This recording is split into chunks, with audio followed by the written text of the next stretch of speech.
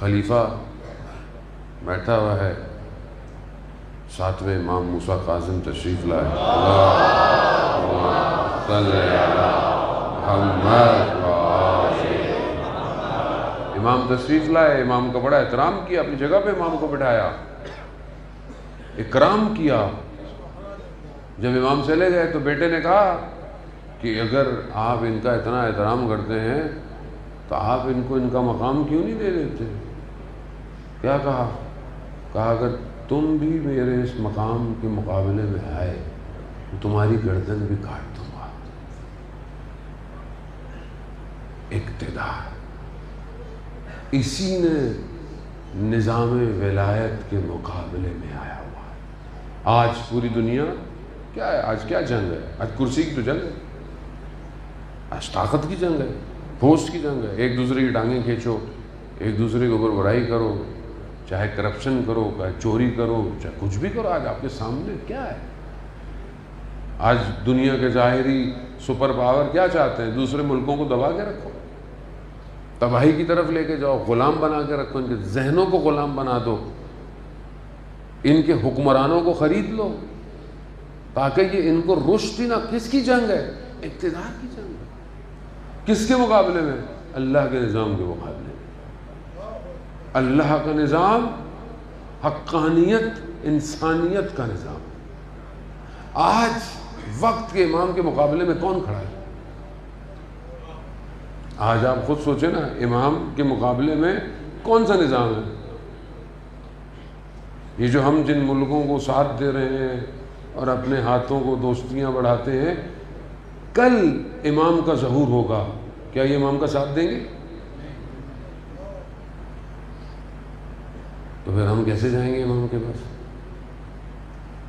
کون لے کے جائے گا ہمیں امام کے پاس؟ کیا ان حالات میں ہم امام کا ساتھ دیں گے؟ ہمارا ملک ساتھ دے گا؟ ہمارے ڈپارٹمنٹ ساتھ دیں گے؟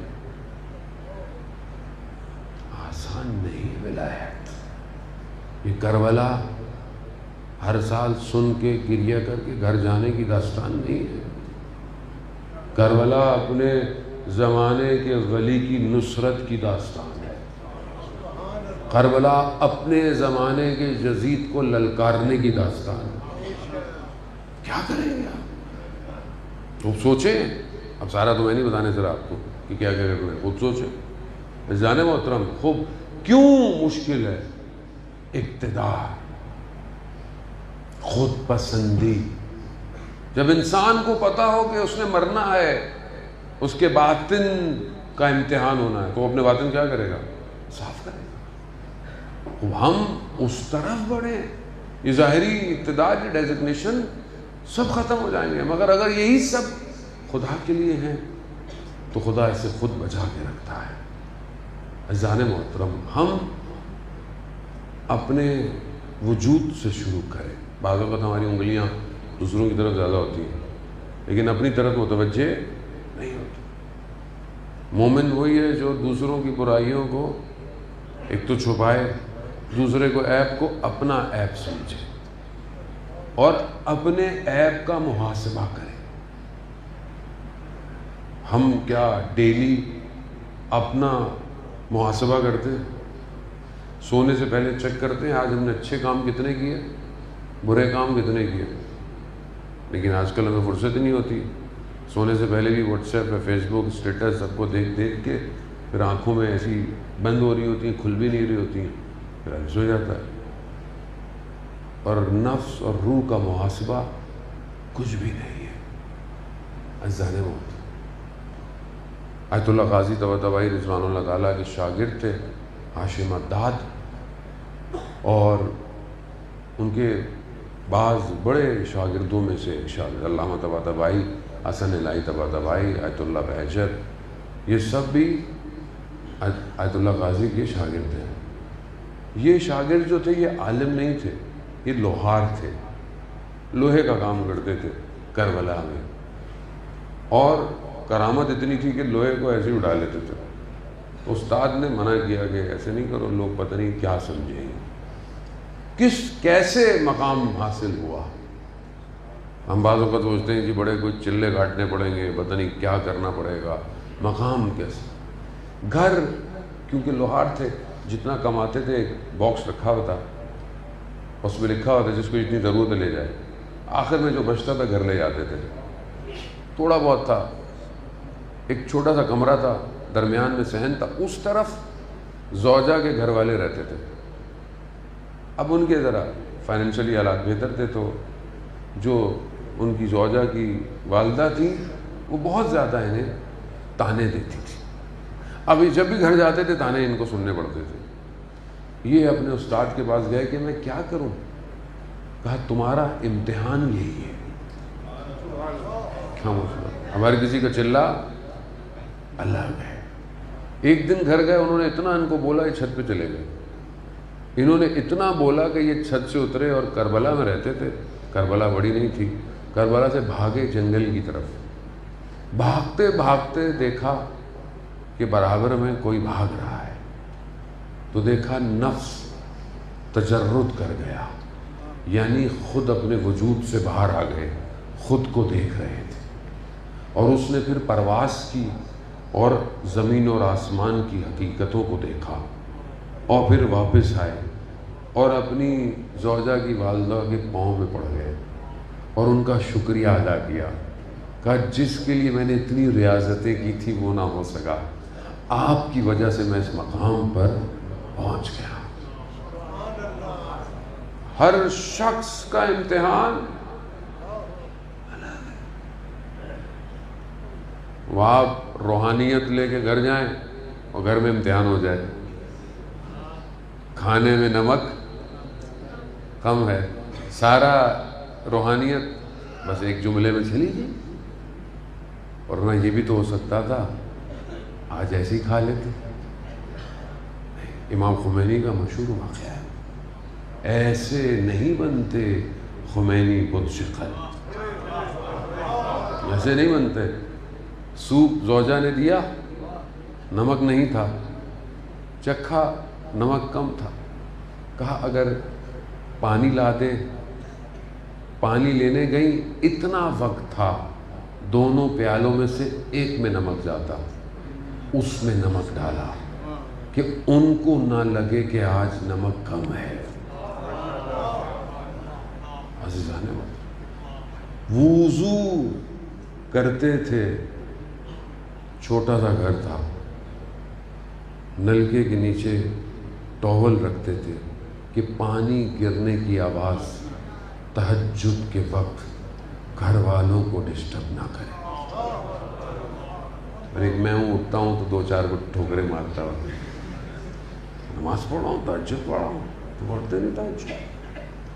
اللہ ایسے ولی نہیں بنتا، ولی بننا بہت مشکل ہے، لیکن جب بن جائے تو نفس اتنا مضبوط ہوتا ہے کہ صرف نگاہ ڈالتے لوگ بدل جاتے ہیں۔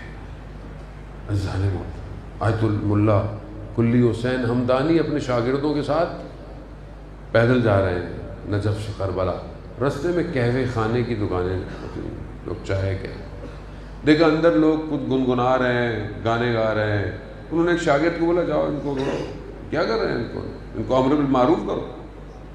وہ کہا استاد ان کو کون جائے گا، یہ عجیب غنڈے ٹائپ کے لوگ ہیں، وہ باش ہیں، ان کو کون بولے۔ ان کا میں خود جاتا ہوں۔ خود جیسی انٹر ہوئے انہوں نے دیکھا او ہو آج تو مولانا آ گئے۔ انہوں نے کیا کر رہے ہو؟ کہا ہم تو شعر پڑھ رہے ہیں، گنگنا رہے ہیں۔ کہا میں بھی شعر پڑھوں؟ وہاں ہاں آپ بھی پڑھیں۔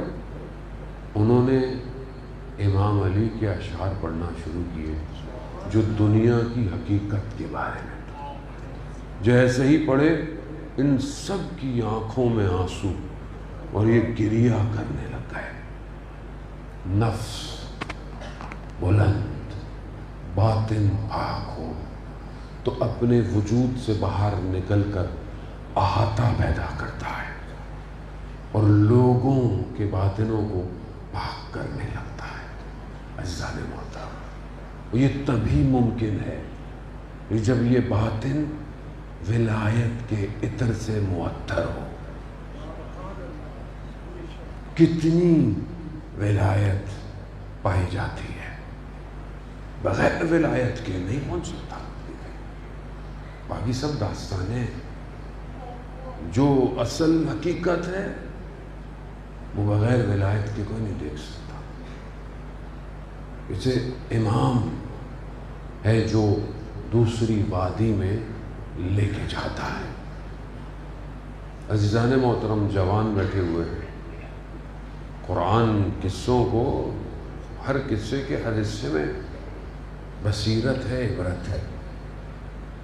جب زلیخا پر لوگوں نے اعتراض کیا کہ کیا تم یوسف کے پیچھے، یوسف نام ہی زیبائی، خوبصورتی، خدا نے سورہ قرآن کا حضرت یوسف کے نام پر بنایا، اور جوانوں کے لیے بہت ضروری ہے۔ روایات میں ہے کہ اگر آپ عفت اور پاک دامنی جوان چاہتا ہے سورہ یوسف پڑھا کرے۔ خواتین کے لیے سورہ نور ہے، تو وہ چاہتی ہیں اگر ان کی پاک دامنی عفت رہے تو سورہ نور پڑھے۔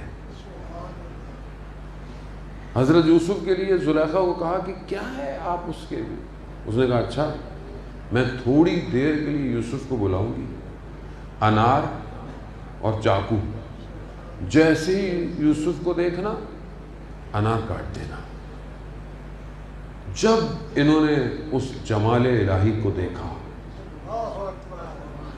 گو کہ نیتیں صاف نہیں تھیں، مگر کیونکہ جمال الہی تھا،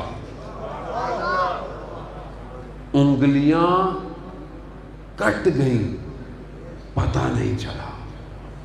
جمال الہی کو دیکھتے ہوئے معصوم سے پوچھا، یہ جو کربلا میں گردنیں کٹ رہی تھیں کیا تکلیف ہو رہی تھی؟ نہیں، وہ یوسف زہرا کو دیکھ رہے تھے۔ وہ حسین کا جمال، ان الحسین مصباح الہدی والسفینۃ النجات، جو حسین کو دیکھ رہا ہو اس کے بدن کے ٹکڑے ہو گئے، انہیں احساس نہیں ہوا۔ ظالم ولایت یہ جتنی بڑھتی جائے گی اتنا انسان اس دنیا کے محور کو توڑتا ہوا نکل جائے گا باہر۔ کوئی چیز ناممکن نہیں رہتی، ہر چیز عالم امکان میں موجود ہے۔ جتنا آپ اپنے آپ کو آگے بڑھائیں گے، امام آپ کی نصرت کرتے چلے جائیں۔